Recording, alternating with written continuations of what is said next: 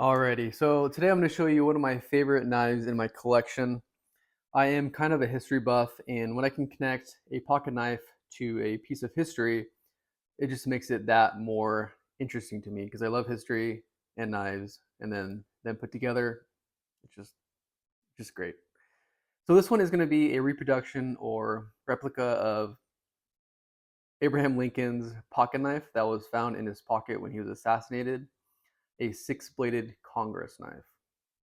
And I'm going to show you the card that it came with. So it came with this certificate of authenticity, and then has a picture of his actual knife. So that was Abraham's actual knife that's in a museum now. And the covers were ivory. These are actually white bone because obviously ivory is illegal to harvest and import. But I'm gonna open this up real quick and show you. It came with a pretty legit little card. I got this off a specific website. I'll put it in the link below. Um, there's only, they said 1,000 of these made, and they claim that these are made in Sheffield, England. Not sure how true that is, but I'll take their word for it because it's pretty good. It's a pretty good knife, and it goes for around I think $119. So it's not cheap. The quality, I'll get to that in a little bit. I might have paid a little bit more than I wanted to, but I thought it was just very special, a very unique knife that I just had to have it. But you make the choice if it's worth it to you, if you're interested. So I'm gonna go over this card real quick. Like I said, only 1,000 of them made. This is number 768, Abraham Lincoln's pocket knife. And it says, on the night of April 14th, 1865, John Wilkes Booth entered Ford's Theater and shot President Abraham Lincoln. In Lincoln's pockets that night were 9 items, one of which was his favorite pocket knife purchased in Kentucky, a 6-blade ivory-handled Congress marked William Gilchrist, celebrated razor steel, Sheffield, England, UK. And then it says, certified that this pocket knife is an exact, faithful replica of Abraham Lincoln's pocket knife now in the Library of Congress. And then again, there's a picture of his actual knife. Here is a picture of all the items that were in his pockets. So you got some glasses or spectacles. I don't know what that is. You can see newspaper, actually 2 pairs of glasses, a pen, and some other things. And there's Abraham himself.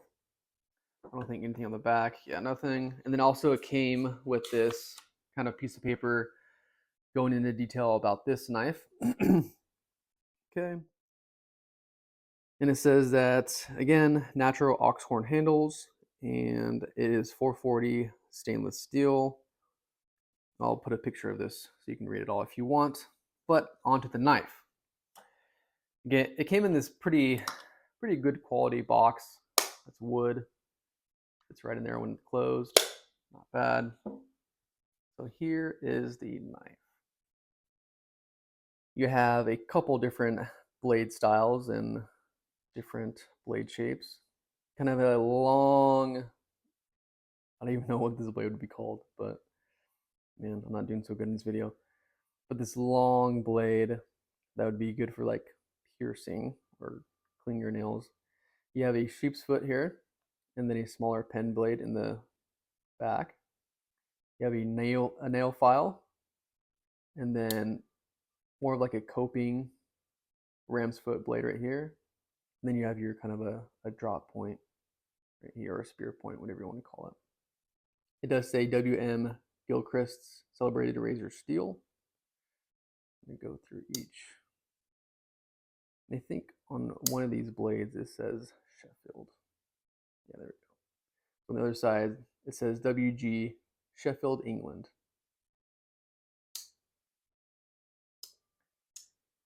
I think most of these have half stops.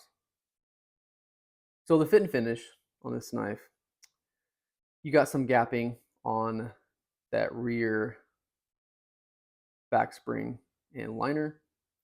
But other than that, pretty good, pretty shined, other than my fingerprints. You have a a long cylinder shield with silver pins,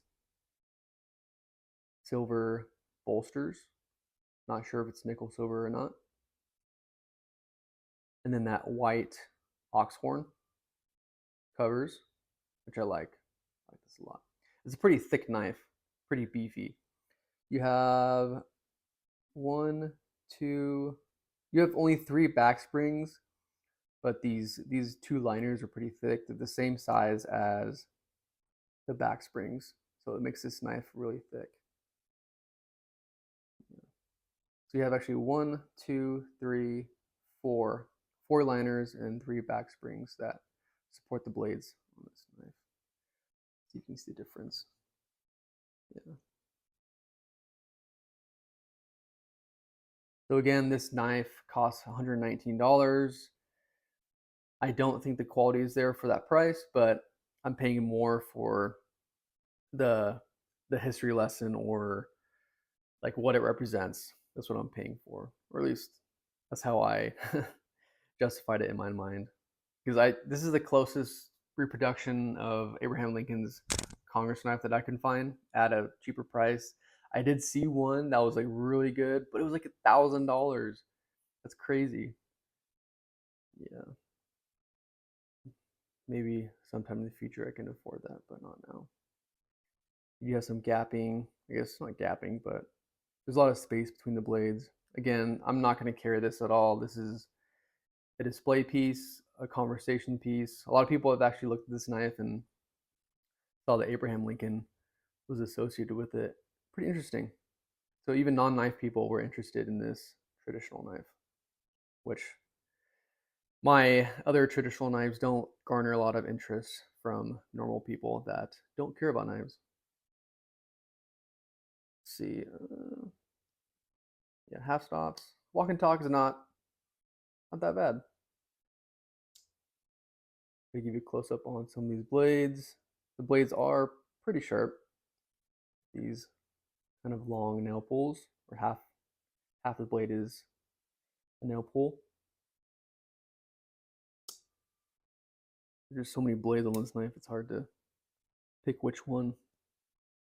There's that nail file.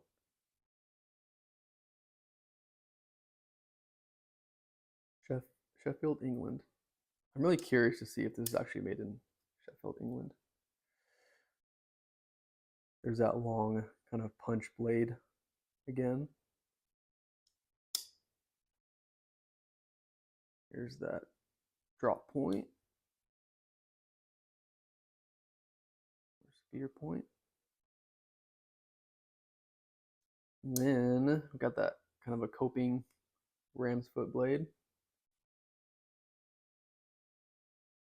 Noise. Noise. And then the smaller pen blade.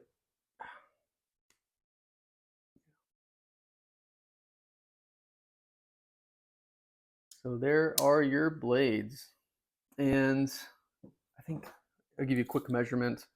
Close, this knife is about 3.5 inches. And then the weight, it's going to be a little hefty because it is thick. 3.1 ounces. So, I mean, not that heavy, but still. 3.1 ounces. So give it a look. I'll have description in below for the website that I got it off of. At first, I wasn't even sure if I was going to get ripped off. It was legit. But I emailed first, and the guy emailed me back pretty quickly saying that they still had some in stock. But this is a couple months ago. So I would suggest emailing them because it comes with all this. Not a bad deal, in my opinion. All right, I'm going to stop rambling. I will see you guys next time. Thanks.